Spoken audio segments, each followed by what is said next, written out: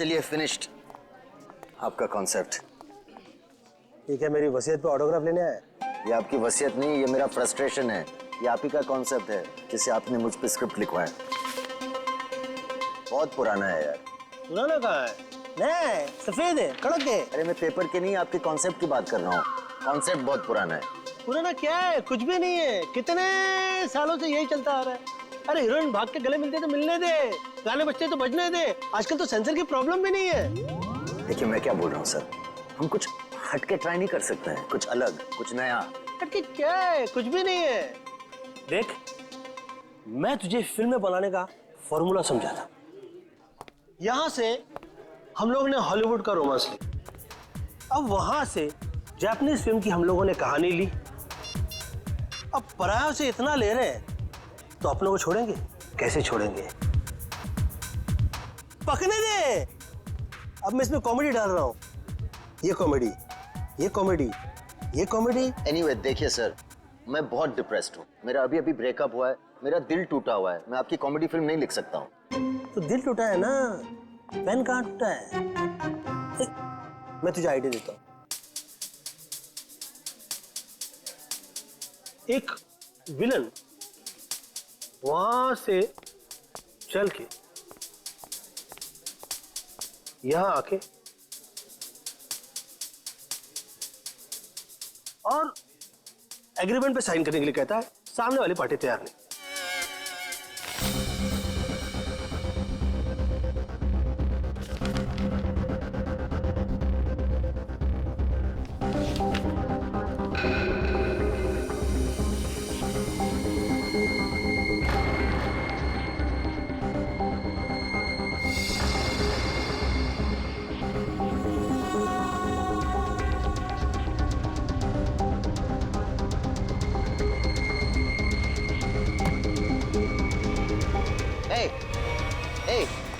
क्या डाला तुमने उसकी ग्लास में? हाँ, क्या डाला ग्लास में? रुको।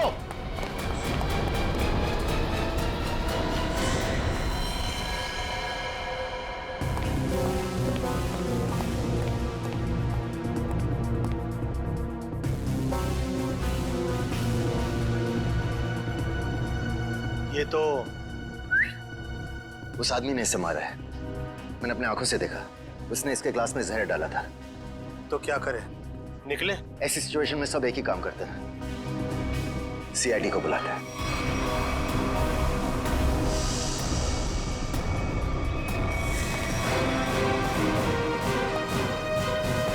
Yes sir. सर मैंने ही फोन किया था। Mister UD. यस। आपके और अरमान जी के सामने मारा है। मुझे पता नहीं, इन्होंने देखा है। इन्होंने देखा। इन्होंने? मिस्टर यूडी, हमने सुना है कि आप कहानी वगैरह भी लिखते हैं। जी सही सुना आपने। मैं कहानियां लिखता हूँ लेकिन आइडियाज ये देते हैं। ये वाला मेरा नहीं था। क्या हुआ? नहीं, कचरा है। मिस्टर यूडी, आपने इस आदमी का खून होते हुए देखा? जी, उस लड़के ने इनके जूस में कुछ मिलाया था।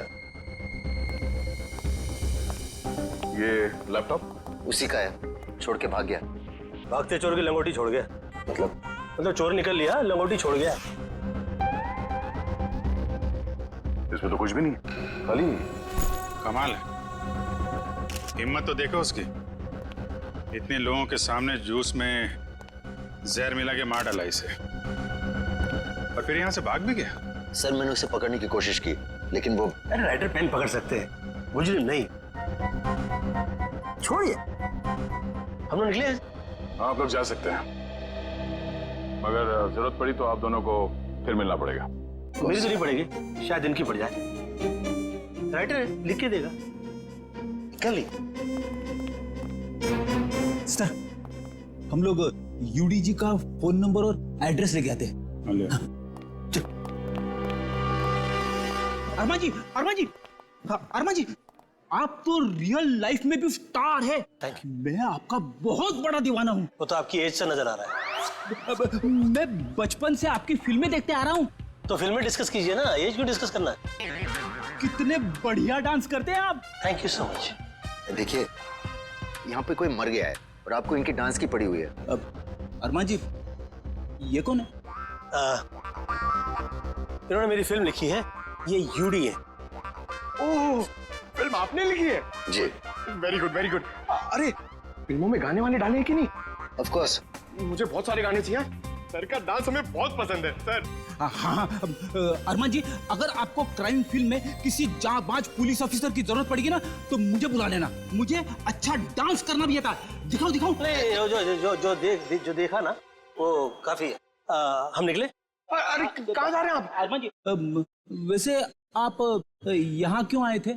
हम लोग की फिल्म हैप्पी एंडिंग के प्रमोशन के लिए आए थे, जो कि 21 नवंबर को रिलीज हो रही है। सुपर हिट फिल्म है, कॉमेडी है, धमाल है, बेमिसाल है। अपने परिवार के साथ देखना जरूर। जरूर देखूंगा। मैं अपनी वाइफ को साथ में लेके जाऊंगा और स्क्रीन के सामने डांस भी करूंगा।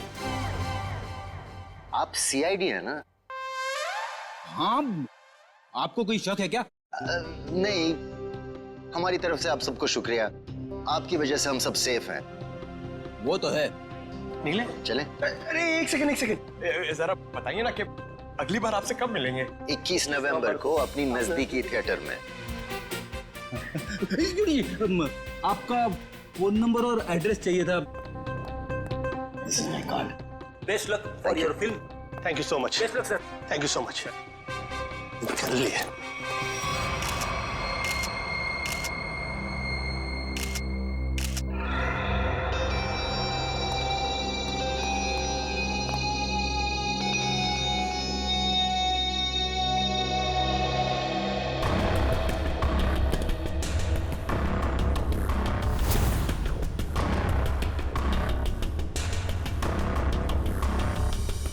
Parking ticket.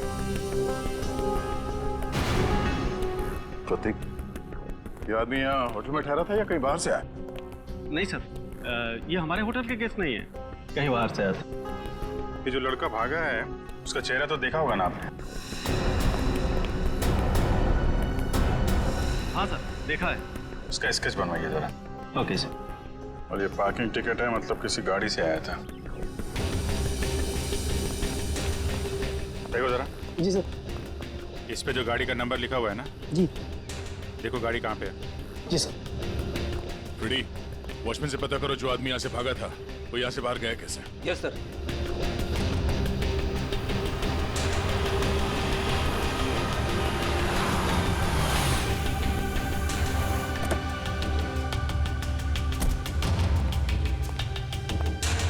मिस्टर प्रतीक को तुम लाए थे? जी सर। कहाँ से आया था वो? होटल क्राउन रूट से। खार में है साहब। वो कहीं बाहर से आकर वहाँ रुके थे। सर, वॉचमैन ने बताया कि वो लड़का आया तो स्कूटर से था, मगर जाते समय बाउंड्री वॉल कूद के भाग गया। तब तो स्कूटर अभी भी यहीं पे होगा। देख, तुम सीसीटीवी फुटेज चेक कर लो, तब तक मैं होटल क्राउन रूट चेक कर लेता हूँ जहाँ पे प्रतीक ठहरा हुआ था। ठीक है। देखिए, हम लोग सीआईडी से। आपके ये गेस्ट मिस्टर प्रतीक, इनका किसी ने जहर दे के खून कर दिया है। हे भगवान। मैडम, हमें आपके इस गेस्ट के बारे में वो सारी जानकारी चाहिए जो आप लोगों के पास है। सर, मिस्टर प्रतीक दिल्ली के रहने वाले हैं और यहाँ बिजनेस के सिलसिले में वो हमेशा आते जाते रहते हैं और वो जब भी आते हैं हमारे होटल में रुकते हैं। हमें मिस्टर प्रतीक का कमरा दिखाइए।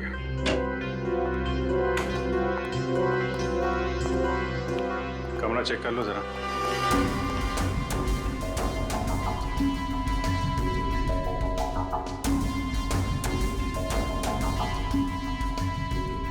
काफी भारी है सर। ऐसा लग रहा है इससे प्रतीक जी पूरे 1 साल का कपड़ा पैक करके आते थे।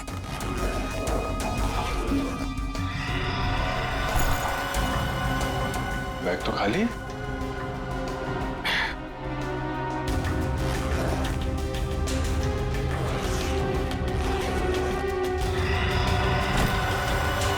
खाली बैग और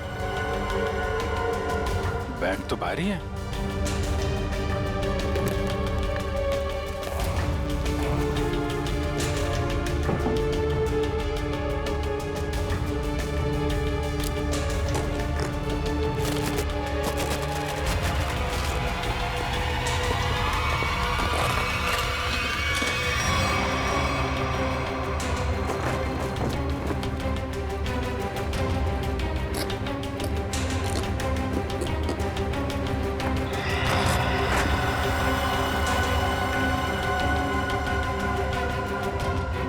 ऐसे छुपा के रखा है? ये प्रतीक आदमी तो गड़बड़ है। कौन कौन आता था इससे मिलने के लिए? एक लड़की इनसे हमेशा मिलने के लिए आती थी और ये दोनों घंटों बैठकर बातें किया करते थे। प्रतीक जीतू से डांटा भी करते थे और वो लड़की कल भी इनसे मिलने के लिए आई थी। कौन है वो लड़की? सर, अवंतिका। अवंतिका?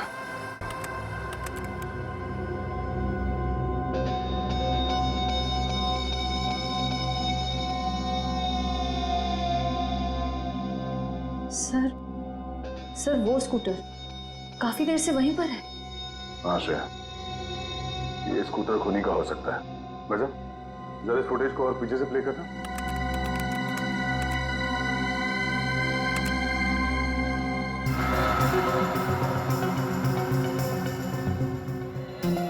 सर, यही वो आदमी।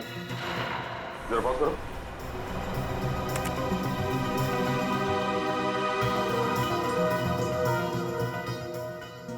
सर ये तो वही आदमी है।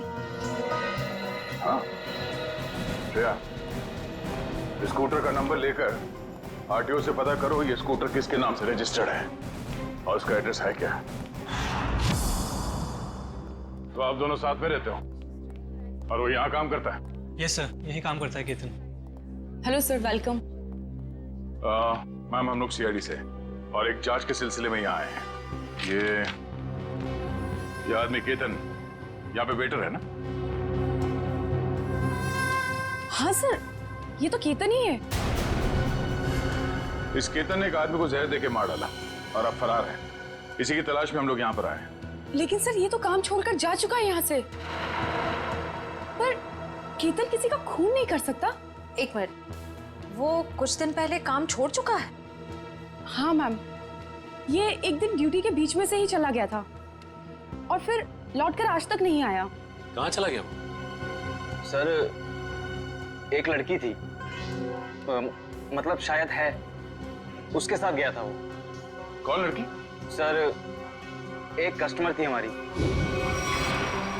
करीब 1 महीने पहले से उसने हमारे कॉफी शॉप में आना शुरू किया था। वो रोज आती थी।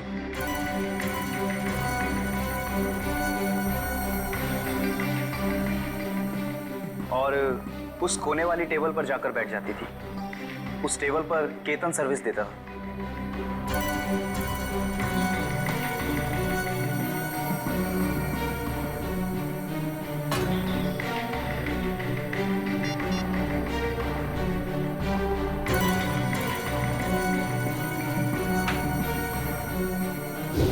सर, केतन ने उसका नाम भी बताया था हमको। क्या नाम बताया था लड़की का? सर, अवंतिका। अवंतिका? श्रेया, यही नाम था ना उस लड़की का भी जो 1-2 दिन पहले प्रतीक से मिली थी? हाँ सर। फिर क्या हुआ? लेकिन अजीब बात यह थी कि वो लड़की एक दिन आदमी से मिलती थी और दूसरे दिन एक औरत से। दोनों से अलग अलग घंटों बातें करती थी, मगर कभी भी दोनों से एक साथ नहीं मिली वो। उन तीनों ने अचानक ही आना बंद कर दिया। अवंतिका की राह देखते देखते केतन निराश हो गया। किसी काम में उसका मन ही नहीं लगता। Ketan, what's wrong with you? तुम्हें हो क्या गया अचानक? तुम ना ही तो पहले की तरह सर्विस देते हो और ना ही ऑर्डर ठीक से लेते हो। और तो और तुम उस टेबल पर लोगों को बैठने से मना क्यों करते हो? Sorry ma'am. देखो, सॉरी वॉरी यहाँ नहीं चलेगा। तुम्हें काम करना है तो ठीक से करो, वरना छुट्टी लो।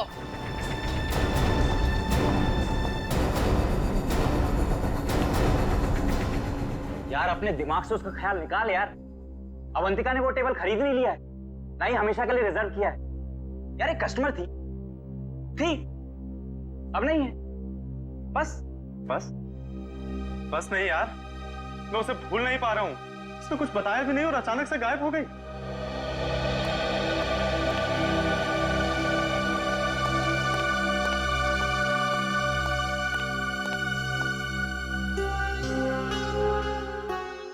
और सर, तभी कैफे के बाहर कोई आया और केतन उसे देख के तुरंत बाहर चला गया। क्या हालत क्या बना रखी है तुमने? शायद वो अवंतिका ही थी, शॉल से अपना चेहरा छुपाए हुए। और केतन सब कुछ छोड़कर उसके पीछे भाग गया। अच्छा, उस आदमी और औरत के बारे में आप लोग कुछ बता सकते हैं जो अवंतिका से मिलने आते थे? नहीं सर, उनके बारे में हम कुछ नहीं जानते। देखिए, हमें इस कॉफी शॉप के अंदर की बाहर की सारी सीसीटीवी फुटेज चाहिए जब से अवंतिका यहाँ आती थी। श्योर मैम, मैं अरेंज करवाती हूँ।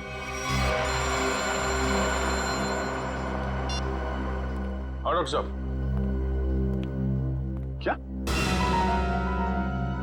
क्या बात कर रहे हैं सर आप?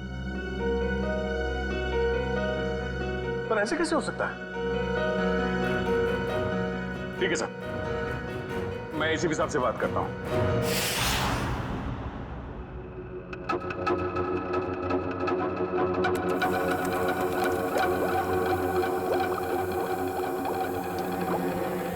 अरे आप ये क्या कह रहे हैं डॉक्टर साहब?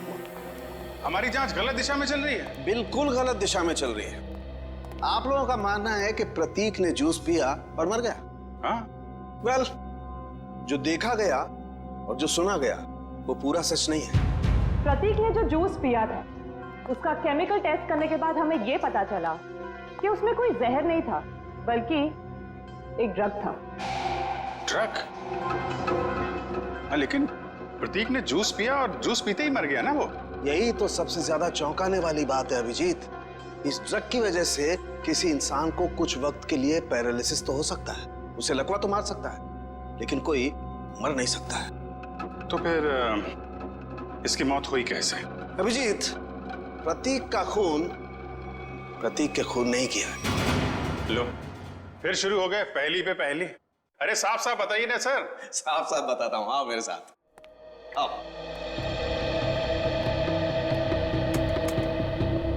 ये देखो, ये प्रतीक की ब्लड सेल्स और ये एक नॉर्मल इंसान के ब्लड सेल्स है। दोनों में फर्क है, और फर्क ये है कि प्रतीक को थैलेसीमिया है।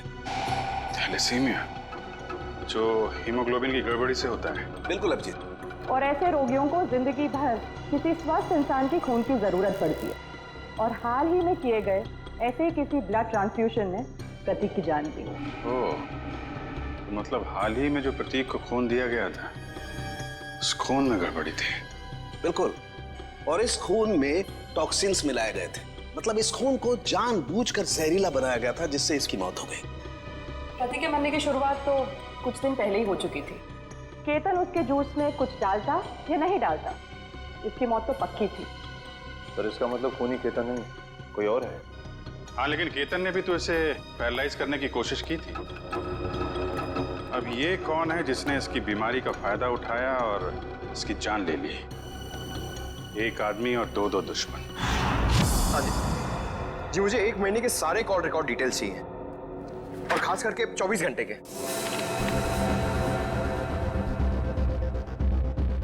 केतन का फोन आखिरी बार जामवार में ट्रेस हुआ था सर। जामवार? तो ये केतन मुंबई से बाहर निकल चुका है? हाँ सर, और सर उसके कॉल रिकॉर्ड्स। सर ये देखिए, सबसे पहले उसने अपने कॉफी शॉप वाले दोस्त ऋषभ को फोन किया, उसके बाद अवंतिका को, मगर अवंतिका का फोन ऑफ आ रहा था, और फिर सर उसने महाराष्ट्र के जामवार में किसी मनन को फोन किया। मनन? अभिजीत, मतलब इस केतन को जामवार से उठाना पड़ेगा, वही बताएगा अवंतिका कहाँ छुप कर बैठी है, और फिर ये भी पता लगाना चाहिए इन दोनों का क्या संबंध है उस कॉफी शॉप वाले औरत और आदमी के साथ। सर, अवंतिका का तो पता नहीं, लेकिन हम उस आदमी और उस औरत तक पहुंच सकते हैं जिनसे वो कॉफी शॉप में अलग अलग मिलती थी। ये देखिए सर।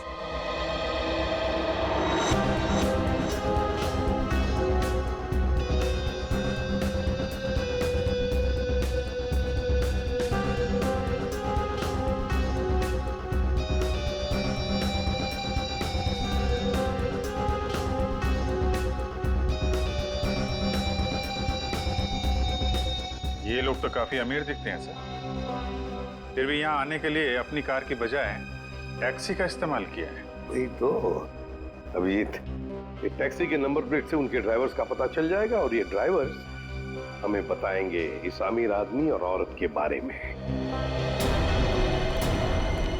क्या गलती की साहब, मुझे क्यों बुलाया है? देखो, तुम लोगों से कोई गलती वलती नहीं हुई, कोई भी गलती नहीं हुई, बस हम सिर्फ कुछ जानना चाहते हैं। ये देखो, ये औरत और ये आदमी क्या इन लोगों को तुमने कभी देखा है? तुम जानते हो इन्हें? ये दोनों भी पिछले महीने कुछ दिनों तक ग्रैंड मोटर्स होटल में आते जाते रहते थे। ये आदमी, इसे तो मैं जानता हूँ। ये तो एक बार मेरे टैक्सी में बैठा था। कौन है ये? कहां से बैठा था तुम्हारे टैक्सी में? कौन है ये साहब, मैं नहीं जानता हूँ, लेकिन पिछले महीने जुहू सर्कल पे एक कॉलोनी से इसे मैंने उठाया था सुबह सुबह। इसके पास 1000 रुपया था साहब। मेरा भाड़ा 390 रुपया था।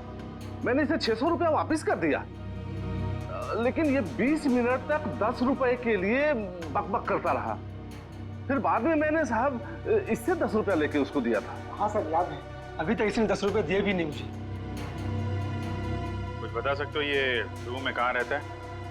ये तो मालूम नहीं है साहब, लेकिन जाते जाते इसने कहा था कि मेरा तो इधर रोज का आना जाना है।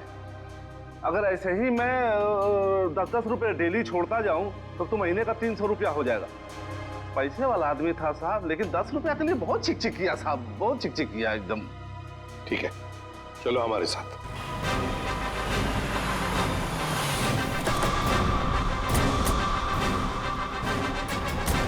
कहाँ पे? हाँ जी सर, यहीं से मैंने उठाया था उसको और होटल से लाने के बाद यहीं पर छोड़ा भी था मैंने उसे। यहाँ पे? जी। यहीं आसपास कहीं रहता होगा। आसपास चेक करो, पूछो लोगों से।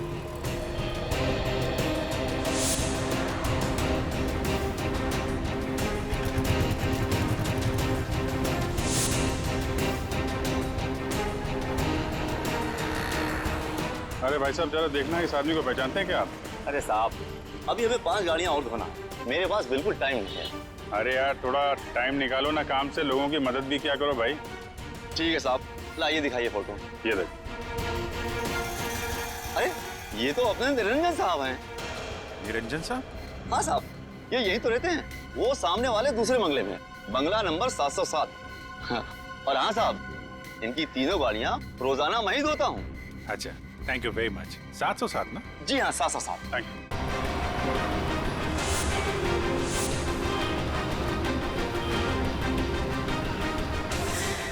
मेरे पतिदेव मुझे बीच महास्थान में छोड़ के चले गए। आखिरी बार भी उनको देखना मेरे नसीब में नहीं रहा। श्रुति जी, आपके साथ जो कुछ भी हुआ बहुत बुरा हुआ, इस बात का दुख है हमें, लेकिन आपसे कुछ जानकारी चाहिए थी। जी पूछिए। श्रुति जी, हमें आपके पति के सूटकेस में छुपा कर रखे गए 15 लाख रुपए मिले हैं। आपको कुछ पता है इन पैसों के बारे में? उन्होंने ये पैसे क्यों छुपा के रखे? मुझे कुछ नहीं पता। ठीक है, कोई बात नहीं, हम पता लगा लेंगे। क्या हम उनका कमरा देख सकते हैं? जी उधर। अच्छा। सरस्वती जी, आप इन दोनों में से किसी को पहचानती हैं? जी नहीं।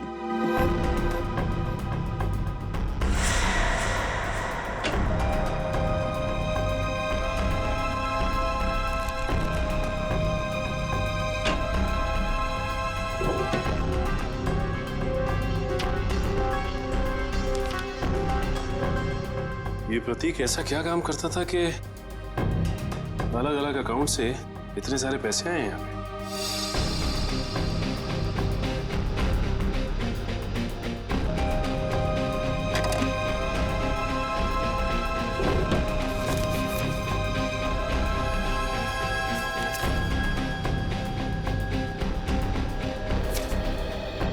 सीडी?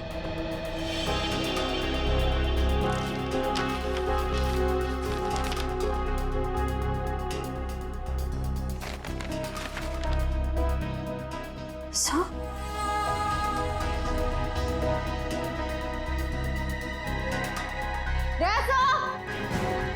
आशा, ये देखिए,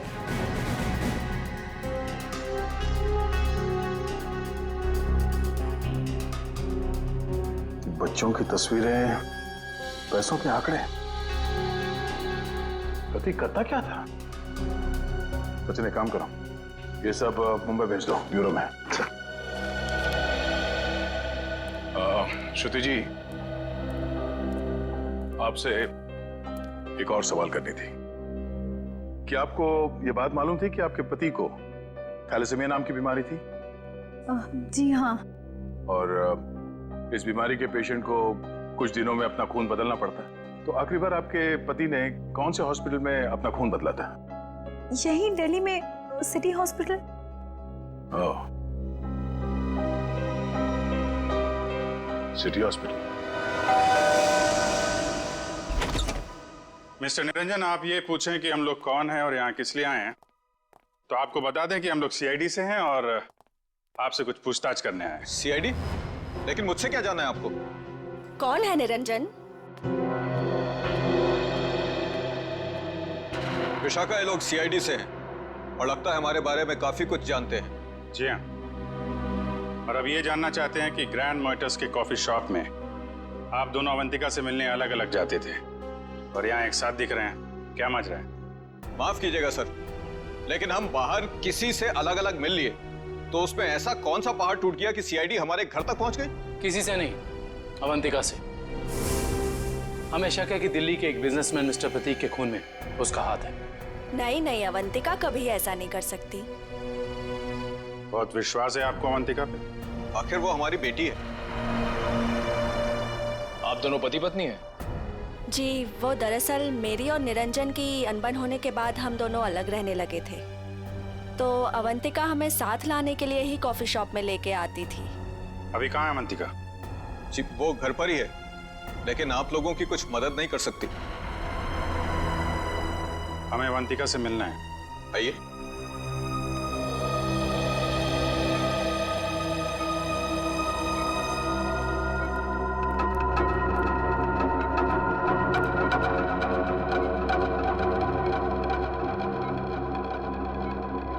क्या हुआ इसे?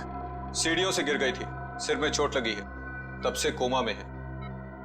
डॉक्टर्स ने कहा है कि कुछ महीनों में इसे होश आ जाएगा, इसीलिए इसे हम घर ले आए और घर से ही सारा ट्रीटमेंट चला रहे हैं। नर्स मिशा इसकी देखभाल के लिए पूरे दिन घर पर ही रहती है।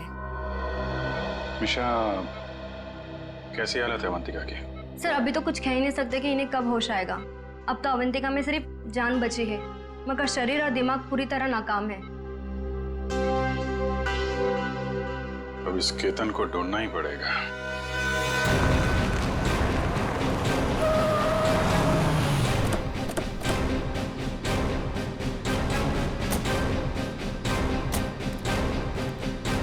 सुनिए जी, ये मनन कहाँ पे? वो वहाँ पे।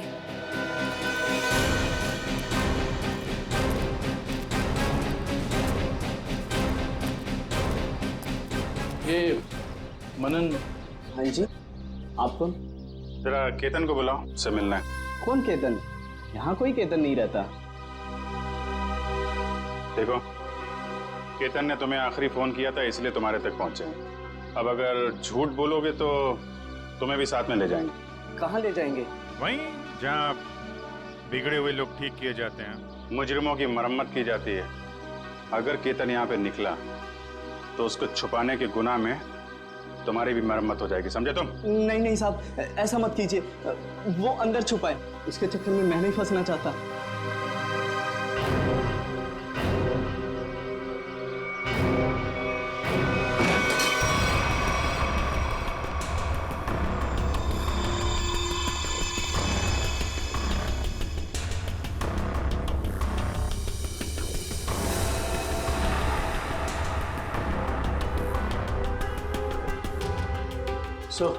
यहाँ तो सब बंद है, यहाँ से भागना तो नामुमकिन है।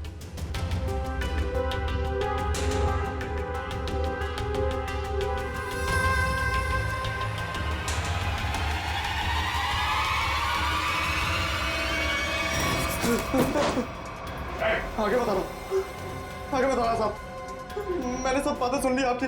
अगर आप आगे आए तो मैं खुद को मारूंगा साहब। अरे वाह, वहां दिन दहाड़े होटल में जूस में ड्रग मिला के आदमी को मारने की हिम्मत है तुम में। और यहाँ इतने डर गए हो कि खुदकुशी कर रहे हो? हाँ? नहीं साहब, मैंने नहीं मारा साहब, मैंने उसे नहीं मारा। तो उसने कहा था उस दवा से प्रतीक कुछ दिनों के लिए कुछ भी नहीं कर पाएगा, पैरालिसिस हो जाएगा उसे। हाँ, ये तो तुम सही कह रहे हो। अब ये भी सही सही बता दो कि किसने कहा था। देखो केतन, अगर कातिल को पकड़वाने में तुमने हमारी मदद की तो तुम्हारी सजा कम भी हो सकती है, हैं?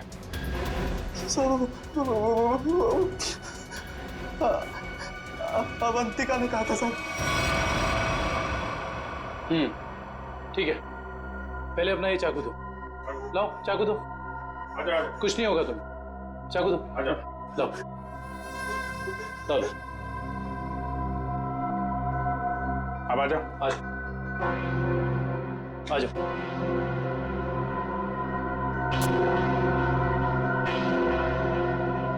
तो अवंतिका ने कहा और तुमने कर दिया।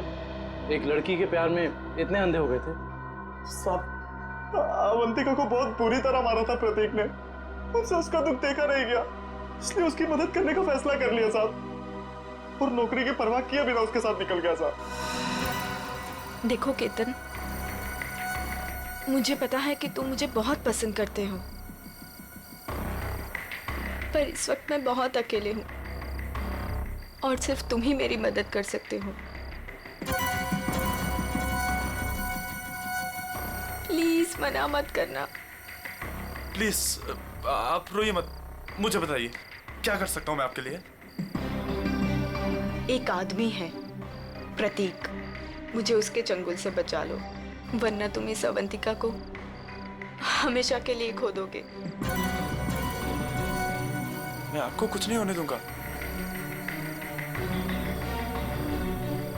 ये रहे मेरे पापा के जायदाद के कागजात, इसे प्रतीक को दे देना, और इसे भी। से प्रतीक जूस पीते नीचे गिर पड़ा तो मुझे लगा अवंतिका ने मेरे हाथों से जहर दिलवाकर मरवा दिया साहब। मैं डर गया साहब, मैं डर के वहां से भाग गया साहब। उसके बाद अवंतिका ने कभी मेरा फोन नहीं उठाया साहब, नहीं मुझे कभी फोन किया। अवंतिका ने धोखा दिया साहब मुझे।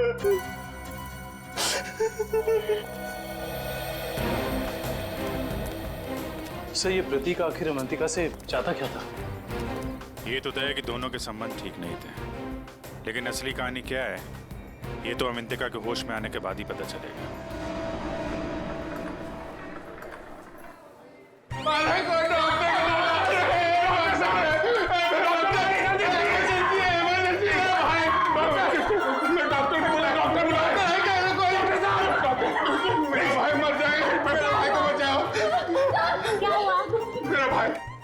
प्रतीक भैया वो मर जाएंगे, उसे बचा लीजिए, डॉक्टर को बुलाइए प्लीज प्लीज। मेरा भाई। प्रतीक भैया देखिए, वो इस हॉस्पिटल में ब्लड ट्रांसफ्यूजन के लिए आते थे, उन्हें थैलेसीमिया की बीमारी है। हाँ प्रतीक कैसे है वो? अब तक तो बिल्कुल ठीक थे, अचानक चक्कर आ रहा है उनको, और पता नहीं कुछ और क्या हो रहा भैया, सांस लेने में तकलीफ हो रही है। प्लीज डॉक्टर बुलाइए ना, उसी डॉक्टर को जिसने इलाज किया उसका। अच्छा रुकिए, मैं बुलाती हूँ। Please doctor.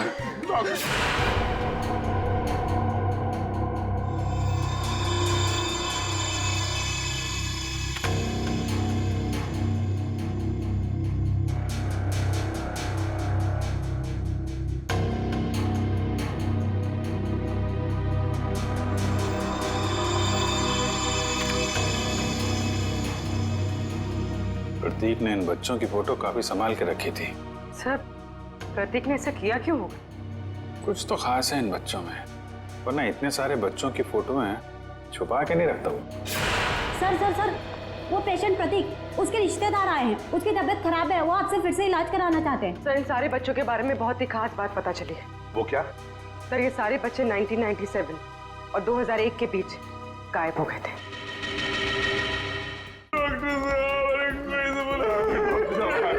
जी, कहाँ है प्रतीक? मैंने उसका इलाज किया था। अरे डॉक्टर साहब, आपने मेरे भैया प्रतीक का ब्लड ट्रांसफ्यूजन किया था? जी। अरे डॉक्टर साहब, मरीज है कहाँ? तो तूने मारा प्रतीक को? हाँ?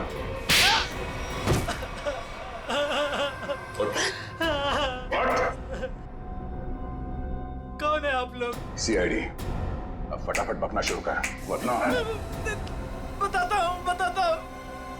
मेरे पास एक आदमी का फोन आया था। उसने मुझसे कहा प्रतीक को जहर मिला हुआ खून देना है जिससे वो मर जाए। इसलिए मैं शर्म नहीं आती तुम्हें? एक डॉक्टर होके तुमने मरीज का खून किया। सॉरी, वो गलती हो गई। उस आदमी ने कहा था कि मिशा नाम की औरत आएगी और इस काम के बदले अच्छा खासा रकम देगी, तो मैं लालच में आ गया। ओह, मिशा। नर्स मिशा इसकी देखभाल के लिए पूरे दिन घर पर ही रहती है। ओह नो, ये मिशा अभी अवंतिका की देखभाल कर रही है। चलो।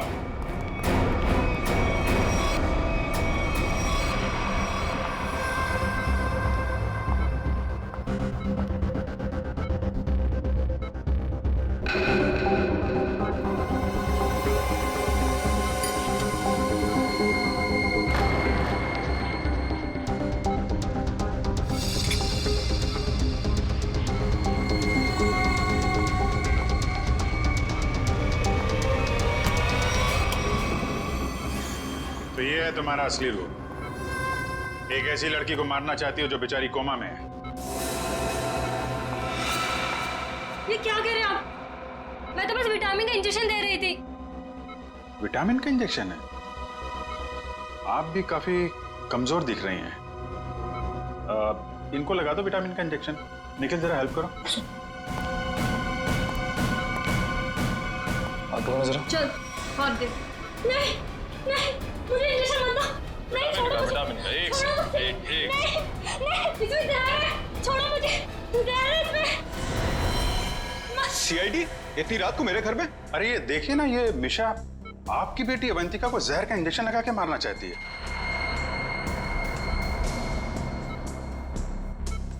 आपकी बेटी अवंतिका, आपकी बेटी? सही कह रहा हूं ना मैं? क्या क्या मतलब है आपका? Thank you very much sir. ये तो कंफर्म हो गया। प्रतीक के घर से मिले डीवीडी में जो अमीर लोगों के नाम मिले थे वो खोए हुए बच्चों के पेरेंट्स ही हैं सर। और ये जो नाम के आगे करोड़ों के आंकड़े लिखे हैं ये उनकी संपत्ति के डिटेल्स हैं। तो फिर अभिजीत, ये प्रतीक इस लिस्ट को लेकर क्या कर रहा है? पूरी काम करो, पेरेंट्स की लिस्ट में से किसी भी एक पेरेंट को फोन लगा अभी। सर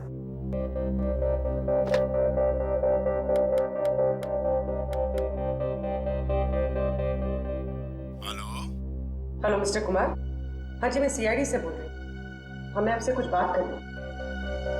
सीआईडी से? कहिए, क्या बात करनी है आपको? मिस्टर कुमार, मैं इंस्पेक्टर अभिजीत सीआईडी से। हम आपके खोए हुए बेटे सोहम के बारे में कुछ पूछना चाहते हैं, जो दिसंबर 1998 में गायब हुआ था जब वो 7 साल का था। माफ कीजिएगा, हम आपके पुराने घाव को ताज़ा कर रहे हैं, पर क्या उसके बाद से सोहम के बारे में आपको कुछ पता चला? कोई चीज, कोई बातचीत? पता नहीं आप लोग ये क्यों पूछ रहे हैं, मगर 3 महीने पहले एक लड़का सोहम होने का दावा कर रहा था, पर वो जालसाज निकला। मेरे 6 करोड़ लेके भाग गया। My God. मिस्टर कुमार, आप परेशान मत होइए, हम इसकी जांच करेंगे और आपसे जल्दी कांटेक्ट करेंगे। ठीक है। Thank you very much. Thank you sir. कहीं अवंतिका भी ऐसे कैरेक्टर तो नहीं? हो सकता है। हमें सब कुछ पता चल चुका निरंजन जी।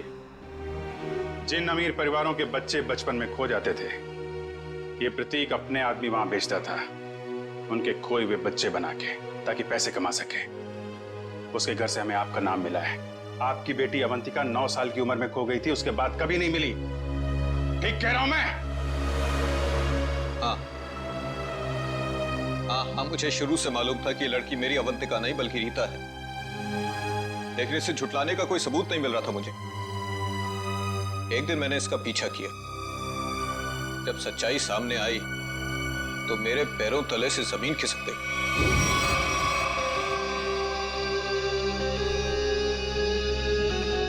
पागल हो गई हो तुम? अरे ये हमारा बिजनेस है रीता। हम उन अमीर लोगों को लूटते हैं जिनके बच्चे उनसे काफी पहले बिछड़ चुके हैं। कुछ देर के लिए नकली सही, लेकिन उनको उनका बच्चा तो मिल जाता है ना, और हमें उनकी दौलत।